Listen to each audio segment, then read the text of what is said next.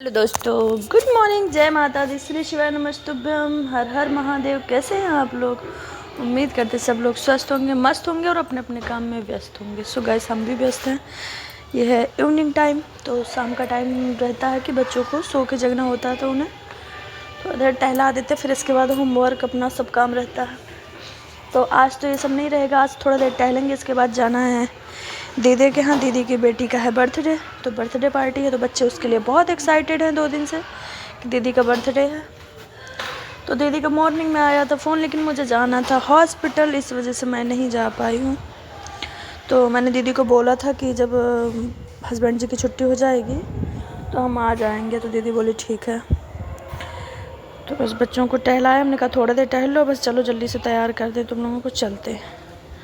तो बस इनको जल्दी तैयार किया, सबको रेडी किया, रेडी करके निकल पड़े अपनी मंजिल की तरफ। लखनऊ की हसीन वादियों का आनंद लेते हुए हम पहुँचे।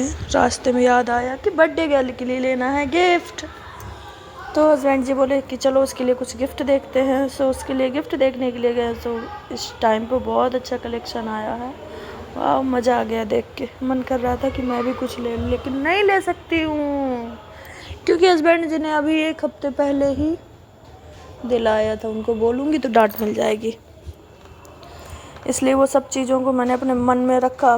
5 किलो का पत्थर अपने दिल में, और पत्थर रख के निकल ली अपनी ड्रेस को इग्नोर करके कि मुझे नहीं लेना है। तो देखिए इस टाइम पे ये अभी इनको सिवाय को है, तो सिवाय अपनी बुआ से हाय हेलो किए। हमने कहा जा बुआ से हाय हेलो कर लो। उसके डैडी करें बुआ नहीं है, उनकी मम्मा है, वो मौसी है, सॉरी। तो हमने कहा मौसी नहीं है, बुआ है। तो बस शिवा ने हाय हेलो किया। हमने कुछ कपड़े देखे जो पसंद आया, तो उसको उठाया क्योंकि टाइम भी बहुत हो रहा था। टाइम दीदी कह रही थी, बार बार फ़ोन कर रही थी, अभी नहीं आए हो, 7 बज गया, अभी नहीं आए हो। हमने हस्बैंड से बोला चलिए जल्दी, क्योंकि ये जो मॉल था ये दीदी के घर के पास ही था। तो हमने कहा दीदी बस 2 मिनट, हम तो तुरंत आ रहे हैं। तो लिया, और कहीं जाए हैं और हम पोज ना लें ऐसा तो हो ही नहीं सकता। तो हमने निकाली अपनी एक पोज, और एक मोबाइल लिया हस्बैंड से, बोला ये आपकी भी पोज निकाल देते हैं। हस्बैंड जी की भी पोज निकाली और बिलिंग कराया। काउंटर में गए तो वहाँ लगे थे उसका ऑफ़र चल रहा था परफ्यूम का, तो कहीं ऑफ़र चले उसका लेडीज़ फ़ायदा ना उठाए, ऐसा तो हो ही नहीं सकता। लेडीज़ सबसे बड़ी समस्या लेडीज़ की यही होती है कि ऑफ़र और सेल लगा हो तो वो ज़रूर जाएंगी। तो हमने उस ऑफ़र का फ़ायदा लिया, 2 के साथ 1 परफ्यूम फ्री था, तो वो फ्री वाला उठाया और हम निकले। चेकिंग कराया, चेकिंग करा के बच्चे थे परेशान कि चलिए डैडी अब तो केक खाने की इच्छा है। तो बस घर में पहुँचे, घर के लिए निकले, घर के पास ही था। तो बस शिवाय आदि हम सब लोग, हमारे घर से दूर है दीदी का यहाँ, कम से कम 25-30 किलोमीटर, वो 25-30 मिनट लगता है रास्ते में। तो बस आए, तो यहाँ दीदी की पूरी फैमिली रहती है। दीदी की मतलब जीजा जी मेरे 3 भाई। तो ये मेरी दीदी है, येलो कलर का सूट पहने, ये उनकी बीच वाली जेठानी है, और बड़ी वाली जेठानी है वो ग्रीन कलर का सूट पहने, वो भी बैठी है। उनकी सासू मम्मी भी आ गई हैं गांव से, तो उनकी पूरी फैमिली यहाँ रहती है। तो सबके बच्चे थे तो बहुत अच्छा लग रहा था बच्चों को, तो बच्चों के साथ में और अच्छा लगता है। तो बच्चों जहाँ बच्चे निकले तो वो लोग खूब एंजॉय किए, खूब मस्ती किए।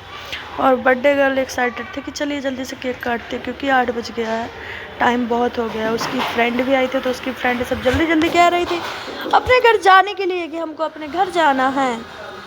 तो बर्थडे गर्ल की बात को सुनते हुए, क्योंकि आज तो उसको दुखी नहीं कर सकते ना, आज उसका बर्थडे है, तो उसकी बात को मद्देनज़र रखते हुए हम पहुँचे केक वाले घर में, क्योंकि केक कटिंग थी दूसरे कमरे में। तो केक कटिंग की स्थान में पहुँच के हुई उसकी केक कटिंग, और हमने भी बस थोड़ा बहुत उसकी तीम तामड़ा करके उसको केक खिलाया, क्योंकि केक फालतू बर्बाद नहीं करना चाहिए, लगाने से क्या फालतू वेस्टिंग होती है, इससे अच्छा खाओ पियो। तो बस शिवा आदि बोले हम बर्थडे गर्ल को, दीदी को हम गिफ्ट देंगे। हमने बोला ठीक है कोई बात नहीं, आप दो हम दो, बात तो वही है। तो आदि ने अपनी दीदी को गिफ्ट दिया, आदि भी बड़े खुश थे, आदि की दीदी भी बड़े खुश थी। तो आदि अब थोड़ा बड़े हो रहे हैं, तो उनको अब हर चीज़ समझ में आ रही है, उनको अच्छा लग रहा है, हमें भी अच्छा लग रहा है कि वो उस चीज़ का, सब चीज़ का टाइम से अपना हर चीज़ समझ रहे हैं। और अपने पता है अपने बच्चों को बड़े होना एक माँ को बहुत अच्छा वो फीलिंग ही अलग होती है कि इनको छोटे से हम चलिए कोई ना वो सब होता रहता है।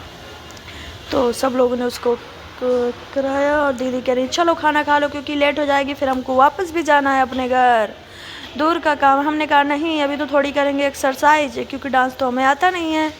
तो डांस वांस नहीं किया, जो भी बना उचकना फूदना कूदना। तो हमने थोड़ी देर कूदे कांद के चले आए अपना खाना के लिए, क्योंकि पेट भी कह रहा था कि बस अब एक्सरसाइज ज़्यादा हो जाएगी। तो पेट को आराम देते हुए, शरीर को आराम ज़्यादा कष्ट ना पहुंचाते हुए पहुंच गए खाना वाली जगह में। खाना वाली जगह पहुँचे, लाइए हम बोले हम भी थोड़ा सा अपना योगदान दे दें। तो हम भी अपना योगदान देने लगे पूड़ियों में, क्योंकि सब्जी खीर और बाकी सब खाना तो बन चुका था। तो हमने अपना योगदान दिया। हम ज़्यादा देर योगदान नहीं दिए, थोड़ी देर ही दिए, लेकिन सबसे मिलके बहुत अच्छा लगता है। जब फैमिली पूरी इकट्ठा होती है तो फैमिली फंक्शन की बात ही अलग होती है। तो हमें लगता है कि रोज़ रोज़ ऐसे कहीं ना कहीं फंक्शन घर में होता रहे तो सब लोग मिलते रहे, लेकिन योगदान ज़्यादा ना देना पड़े। चलिएगा ऐसे तो सब तो चलता रहता है। तो ये मेरी दीदी का घर, किसी दिन फुर्सत में आपको दिखाऊंगी। अभी सब लोग बिजी थे, रात का टाइम तो ज़्यादा दिखा नहीं पाई हूँ, बट किसी दिन जाऊँगी तो आप लोगों को पक्का पूरा घर विजिट कराऊँगी। सो ये मेरा छोटू सा ब्लॉग कैसा लगा प्लीज़ कमेंट में ज़रूर बताना। लाइक करना, सब्सक्राइब करना, शेयर करना बिल्कुल भी मत